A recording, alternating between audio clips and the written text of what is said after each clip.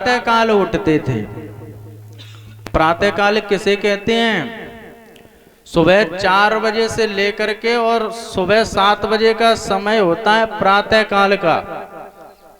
अभी आपसे पूछा जाए तो कौन कौन उठता है प्रातः काल, जरा बताएं। 4 से 7 के बीच में कौन कौन उठता है? हाथ ऊंचा करें, झूठा मत करना। 1-2 ही दिख रहे हैं। सूर्य उदय से पहले कोई नहीं उठता।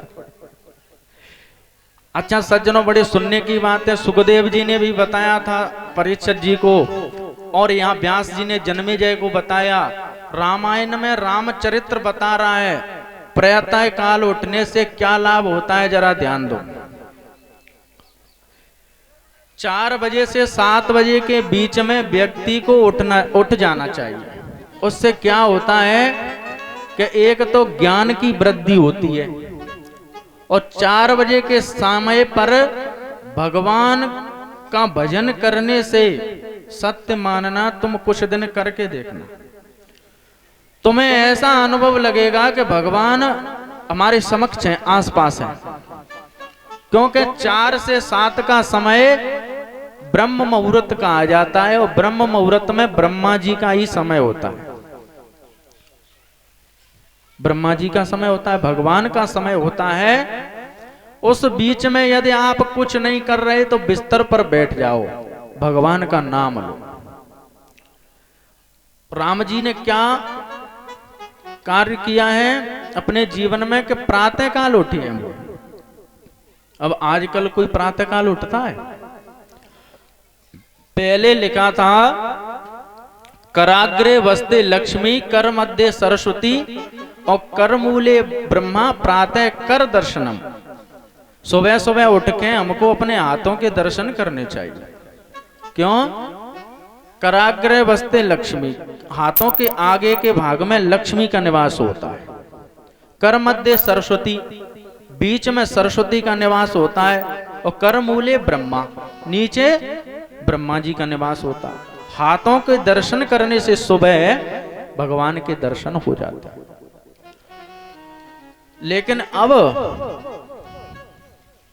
बालक सो रहा हो और हमें सोते सोते प्रातः काल का पता ही नहीं चलता। जिसने ब्रह्म मुहूर्त नहीं देखा वो ब्रह्म को क्या देखेगा? जिसे 7 बजे के बाद सोने की आदत हो उसका जीवन बेकार है। सत्य समझना।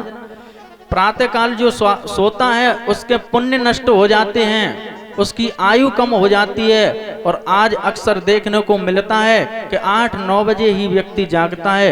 यदि बालक घर में सो रहा है और पिताजी ने कह दिया कि सुबह हो गई, उसको उठा दो, तो मम्मी भी कह देगी सोने दो, क्या फावड़े चलवाने, कोई काम नहीं है, सोने दो। आज तो वैसे भी रविवार का दिन है तो छुट्टी है, स्कूल भी नहीं जाएगा। अच्छी आदत डाल रहे हो। ये आदत तुम्हारे लिए हानिकारक है। प्रातः काल उठोगे बुद्धि सही रहेगी, पढ़ोगे उस समय बुद्धि कार्य भी अच्छा करती है। तो प्रातः काल उठ के रघुनाथा और मात पिता गुरु नावे माता, माता और पिता को प्रणाम करना चाहिए, गुरु को पैर छूने चाहिए। पर पैर छूने में बड़ी शर्म आती है। रोज रोज तो पैर आजकल कोई नहीं छूता, और जब पेपर हो तब तो छू लेने चाहिए। कोई बच्चा पढ़ रहा हो, परीक्षा देने जाए तो माता पिता का आशीर्वाद जरूर लेके जाना चाहिए। अच्छा, एक घर में हमने देखा कि शादी हुई थी तो बहू ने 2-3 महीने पैर छुए, रोज सुबह सुबह और शाम को। और 2-3 महीने बाद झगड़ा शुरू हो गया सास और बहू में। तो हम गए घर, तो सास बोली पंडित जी बहू जब आई तब बहुत होशियार, बहुत गुणवान, रोज पैर छीती सुबह शाम को। लेकिन अब न जाने क्या हो गया इसकी बुद्धि को, अब तो बिल्कुल आदर सम्मान ही नहीं करती, खराब बोलती है, बुरा बोलती है। बोले ठीक है। अब छिपके बहू सुन रही थी इस बात को, और जैसे ही हम निकले, पंडित जी आशीर्वाद दो, हमारे पैर छू। हमने कहा भाई तुम्हारी सासू माँ आपकी शिकायत कर रही थी, आप 2-3 महीने बड़ा अच्छा आपका स्वभाव रहा। तो बोले पंडित जी हम तो पैर छीते ऐसा ही आदर करते, पर अब सासू के ऐसे लक्षण नहीं है कि उसके पैर छीए जाएं। ऐसी बात बोलती, बड़ी बात। इसका बड़ा अर्थ निकलता है कि हमें समझना चाहिए कि हमारे घर परिवार में कोई नई बहू आती है, उसके मन को भाव को पढ़ो, उसको शिक्षा दो। यदि तुमने आते ही उस पर अपना भार लाद दिया, मैं जो कहूंगी मैं जो करूंगी वो तुम्हें करना पड़ेगा, तो बात बिगड़ जाएगी।